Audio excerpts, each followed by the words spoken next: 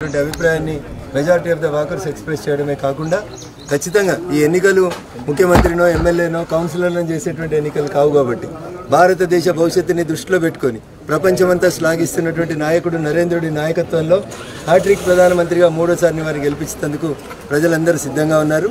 గత 10 సంవత్సరాలు BRS party నుంచి గెలిచినటువంటి ఎంపీ గారు పార్లమెంట్లో మాట్లాడినటువంటి విధానం కనీసం ఈ జిల్లా సమస్యలను లేవలెత్తలేకపోవడం అనేటువంటి అంశాలు ప్రజల మధ్యలో ఉన్నాయి. 3 సంవత్సరాల టెన్యూర్లో రఘునందన్ రావు ఎమ్మెల్యేగా దుబ్బాక నియోజకవర్గ సమస్యలు కానీ ఈ రాష్ట్రంలో ఉన్నటువంటి అనేక వాయిస్ ఆఫ్ వాయిస్లెస్గా పేద ప్రజల గొంతుకగా నిలబడినటువంటి విధానాన్ని కానీ ప్రజలు గుర్తు చేసుకుంటూ ఉన్నారు. నాకు సంపూర్ణమైనటువంటి విశ్వాసం ఉంది.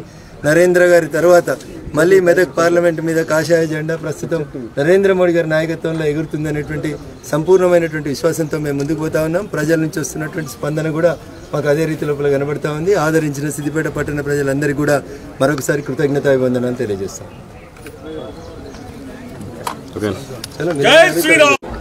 ప్రభుత్వ అనుమతి తీసుకోకుండా ఎన్నికల సంఘం అనుమతులు లేకుండా ప్రైవేట్ ఫంక్షన్ హాళ్లలో ప్రభుత్వ ఉద్యోగులతోటి మీటింగ్ పెట్టకూడదనేటువంటి చిన్న గీతను మర్చిపోవడం అనేది దురదృష్టకరం. ఆయనే చెప్తాను, నేను 30 ఏళ్ళు కలెక్టర్ చేసిన అని. మరి 30 ఏళ్ళు కలెక్టర్ చేసిన ఆయనకు ఎన్నికల కోడ్ అమల్లో ఉన్నప్పుడు ప్రభుత్వ ఉద్యోగులతోటి మీటింగ్ పెట్టకూడదనేటువంటి మాట ఎందుకు మర్చిపోయింది అనేది ఆయన చెప్పాలి. ఫ్లయింగ్ స్క్వాడ్ ఇచ్చినటువంటి కంప్లైంట్ మేరకి 106 మంది ప్రభుత్వ ఉద్యోగులు పొట్టగొట్టినారు. మీరు 10 సంవత్సరాలుగా మీరు ఎట్లయితే పైసలు పంచడానికి డిఆర్డిఏ సెర్ఫ్ ఉద్యోగులను వాడుకొని సిఏలను వాడుకొని ఊర్లలో ఉన్నటువంటి సెల్ఫ్ హెల్ప్ గ్రూప్లకు సంబంధించినటువంటి మహిళా సోదరిమణులతోటి తప్పుడు పనులు చేపించి మీరు గెలుస్తూ వచ్చినారో డబ్బులు పంచి, ఇప్పుడు ఆ విధానం చెల్లదు అని అంటున్నాం. తప్పుడు పనులు ఇన్ ద సెన్స్ ప్రజాస్వామ్యంలో ఓట్ల కోసం డబ్బులు పంచడం అనేది తప్పు పని. అట్లాంటి పనికి వాళ్ళని పావులుగా చేసుకున్నారు. నేను ప్రభుత్వ ఉద్యోగులకు కూడా సవినయంగా చేసే అప్పీల్ రాష్ట్ర వ్యాప్తంగా, అన్న మీరు ఎన్నికల విధులు తప్ప Venkatramireddy is no more collector, Harish Rao is no more minister. ప్రభుత్వ విధులు ఎన్నికల విధుల మధ్యలో ఉన్నటువంటి తేడాన్ని చాలా స్పష్టంగా గమనించండి. 106 మంది కుటుంబీకులకు నష్టం జరిగితే నాకు నష్టం జరిగినట్టుగా నేను భావిస్తూ ఉన్నా. కానీ వెంకట్రామరెడ్డి గారు లాగా విల్లలో దావత్ చేసుకొని కాళ్ళ మీద కాలేసుకొని టీవీలకు బయట ఇవ్వలేదు రఘునందన్ రావు. రఘునందన్ రావు ఉగాది రోజు కూడా ఎన్నికల ప్రచారంలోనే ఉన్నాడు. నిజంగా నీకు అంత ప్రేమ ఉంటే, నిజంగా నీకు ఎన్నికల నియమావళి మీద నీకు అవగాహన ఉంటే ఎందుకు పిలిచిన వాళ్ళని మీటింగ్కి, ఎందుకు నష్టం చేసిన వాళ్ళని?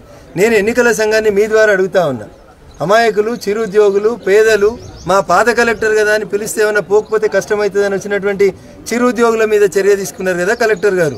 మరి ఇంత తప్పు చేసిన ఆయన, చదువుకున్న ఆయన, జిల్లా మ్యాజిస్ట్రేటు, కలెక్టరు, ఎన్నికలకు రిటర్నింగ్ అధికారి కూడా పనిచేసిన ఆయన ఈ తప్పు చేసింది కదా, ఆయనను ఎందుకు మీరు ఎన్నికలలో పోటీ చేయకుండా నివారించారు అనేది ఇలా ఎన్నికల సంఘం ముందు నేను ఉంచుతున్నటువంటి ప్రశ్న. It is a debatable issue. Public ఆలోచించాల్సినటువంటి అంశం. రఘునందన్ రావుకి తెలియదు ప్రభుత్వ ఉద్యోగులతో మీటింగ్ పెట్టిండు, లేదా ఇంకొక ఆయనకు తెలియదు మీటింగ్ పెట్టిండు అంటే అది వేరు. అన్నీ తెలిసినావు నువ్వు కదా, నువ్వే కదా ఎన్నికల అధికారి. చాలా ఎన్నికలకు మీరు ఎన్నికల అధికారిగా పనిచేసారు కదా. డిస్ట్రిక్ట్ మ్యాజిస్ట్రేట్ అంటారు కదా కలెక్టర్ గారిని. నీకు ప్రభుత్వ ఉద్యోగులతో మీటింగ్ పెట్టొద్దని తెలియదా?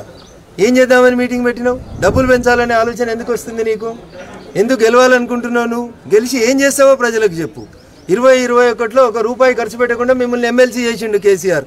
2021 నుంచి నీకు వచ్చిన 3 సంవత్సరాల ఎమ్మెల్సీ నిధుల్ని నువ్వు ఏడ ఖర్చు పెట్టినావో చెప్పు. ఇలా చెప్తున్నావు కదా మెదక్ ఎంపీ గెలిస్తే 100 కోట్లు ఖర్చు పెడతా అని. 2021లో మీరు ఎమ్మెల్సీ అయినారు కదా వెంకట్రామరెడ్డి గారు. 21 అయిపోయింది, 22 అయిపోయింది, 23 అయిపోయింది, 24కి వచ్చినాం. ఎందుకు మరి 3 ఏళ్లకోలే 100 కోట్లు ఎందుకు ఖర్చు పెట్టలేదు? నీకు నిజాయితీ లేదు, నీకు చిత్తశుద్ధి లేదు. నీకు అధికారం ఎందుకు కావాలంటే కోకాపేట పక్కన ఎకరా 100 కోట్లు పెట్టి కొనుక్కోవాలి. పైసలు ఎవరో బినామీ తేలుస్తాం, తప్పకుండా తెలుస్తాం. ఇవన్నీ తేల్చాలి. ఖచ్చితంగా ప్రజా తీర్పు రావాలి. వెంకట్రామరెడ్డి అనటానే బీఆర్ఎస్ మీద ప్రేమ కొద్ది చేస్తలేడు. బీఆర్ఎస్ వాళ్ళు బలవంతంగా ఆయనతోటి పోటీ చేపిస్తున్నారు. పైసలు ఉన్నాయి ఖర్చు పెట్టి గెలుద్దామని చేస్తున్నారు. దాంట్లో భాగంగా అమాయకులైనటువంటి ఉద్యోగులను తీసుకుపోయి వాళ్ళతోటి పోయిన అసెంబ్లీ ఎన్నికలలో దుబ్బాకలో ఏ ప్రయోగం చేసిందో అదే ప్రయోగం చేద్దామని మళ్ళీ హరీష్ రావు ఆలోచించిండు. పాపం ప్రయోగం బెడిసి కొట్టింది.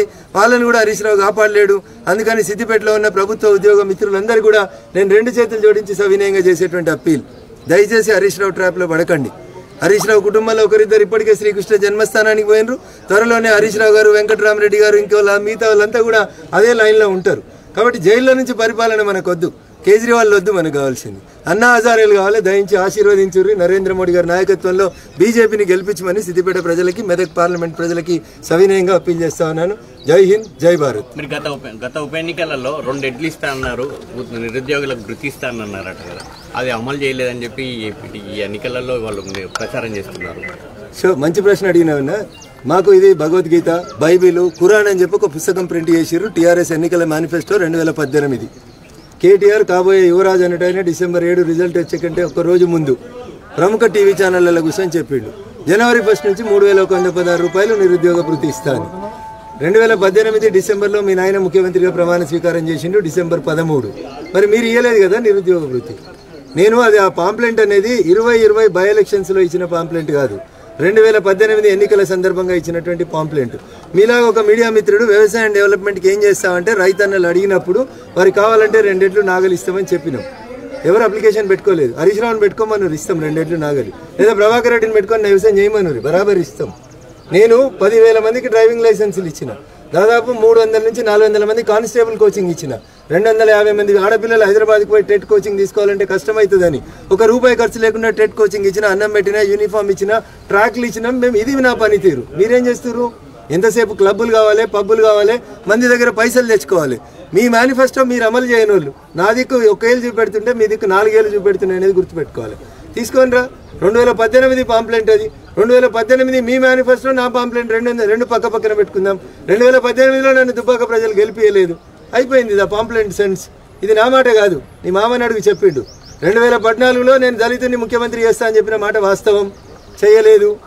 ఎలక్షన్స్కి పోయినా ప్రజలకు 2018లో 88 సీట్లు ఇచ్చిర్రు. ఇక నేను చెప్పిన మాట అయిపోయింది కదా అన్నాడు. మర్చిపోయినా ఏంది? కావాలంటే బయట పంపిస్తాం మీకు. హరీష్ రావు కొంచెం జ్ఞాపక శక్తి ఉంటలేదు ఈ మధ్యలో. ఆలోచించమనుండ్రి. ప్రతిదానికి నేను చర్చకు సిద్ధంగా ఉన్నా. చాదనైతే కోమటి చెరువు చౌరస్తాకు, అంబేద్కర్ విగ్రహం గారికి, వాళ్ళ మేనిఫెస్టో మీద, మా మేనిఫెస్టో మీద నేను చర్చకు రావడానికి సిద్ధంగా ఉన్నా. Thank you.